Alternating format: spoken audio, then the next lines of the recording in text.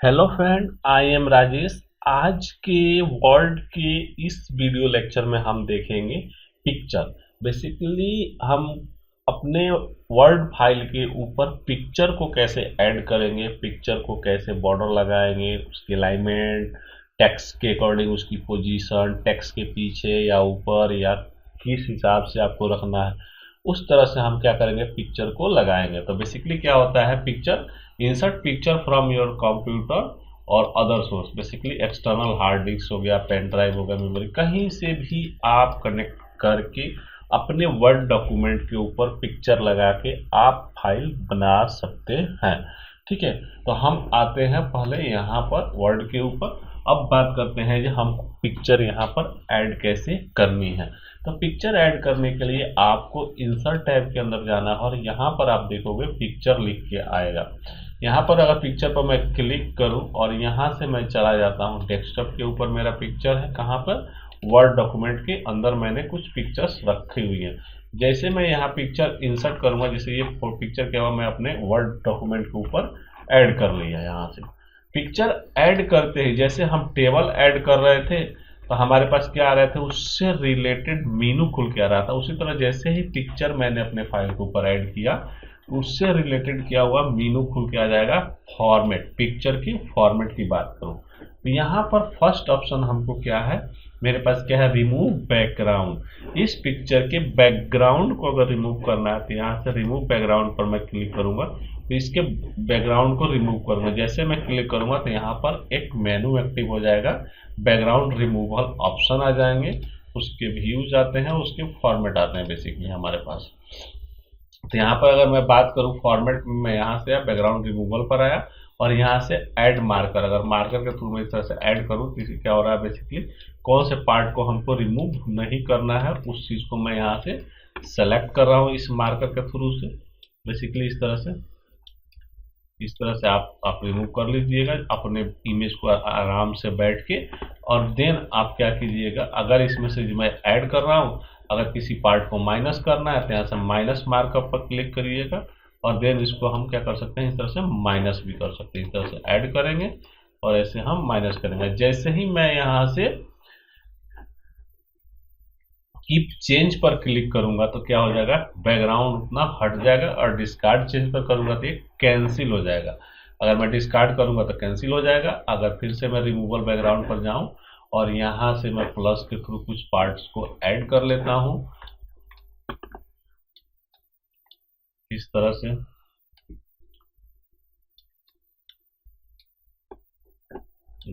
इस पार्ट को भी ले लेता हूँ। अगर मैं कीप पर करूँ तो क्या हुआ, इस पिक्चर की उतनी बैकग्राउंड क्या हुआ, हट गया। तो इस तरह से हम क्या कर सकते हैं, पिक्चर की बैकग्राउंड को रिमूव कर सकते हैं। ठीक है, फिर से यहाँ से आऊँगा और यहाँ से डिस्कार्ड कर दूंगा, जैसा था मेरा वैसा हो जाएगा।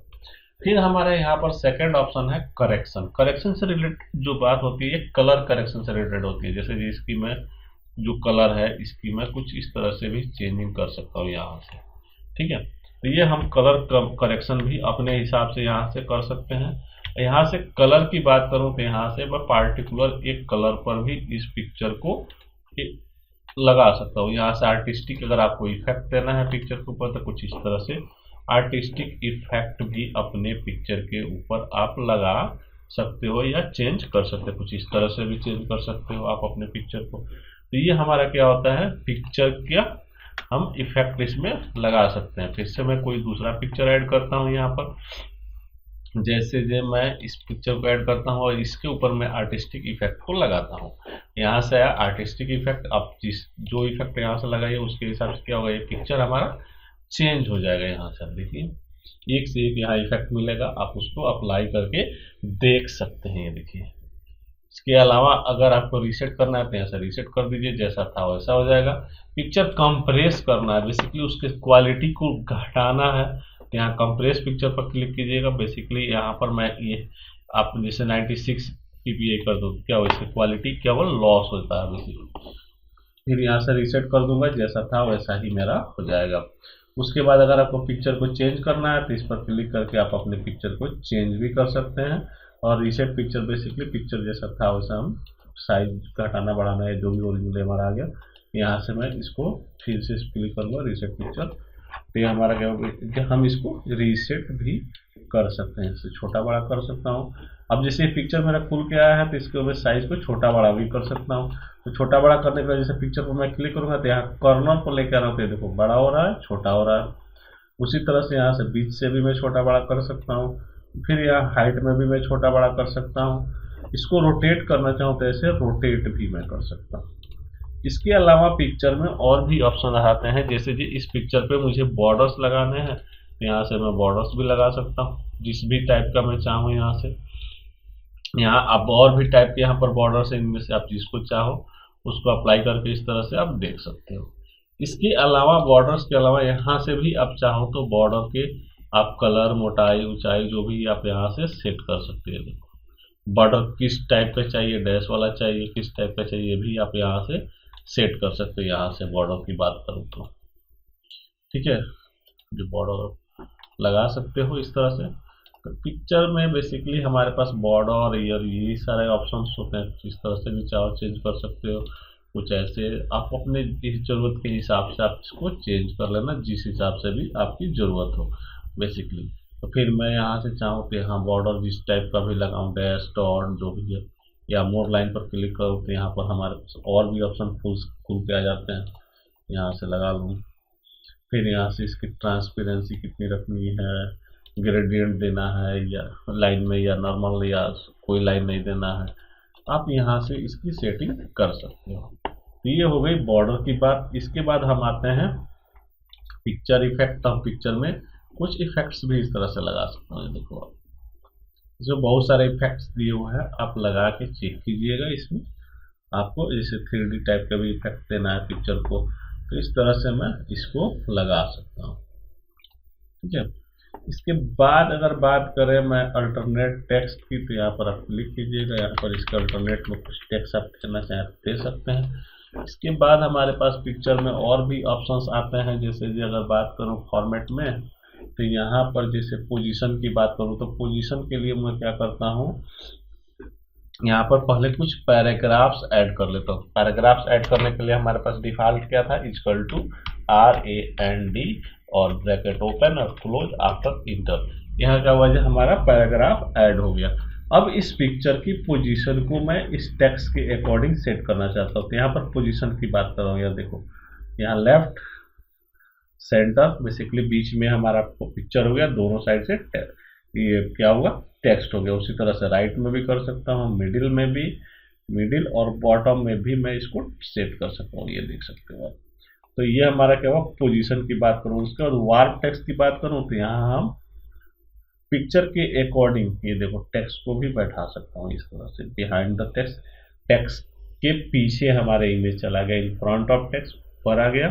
उसी तरह से हम अपने ज़रूरत के हिसाब से इसकी मैं सेटिंग कर सकता हूँ।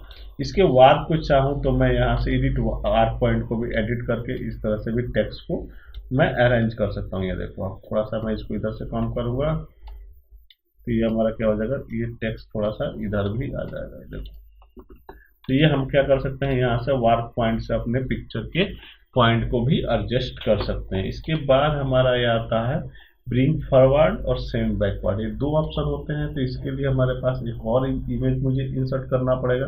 तो इंसर्ट टैब में आऊँगा, पिक्चर पर आऊँगा और यहाँ से मैं क्या करता हूँ, एक इमेज और ऐड कर लेता हूँ। ये क्या हुआ, दो इमेज मेरे पास अभी है।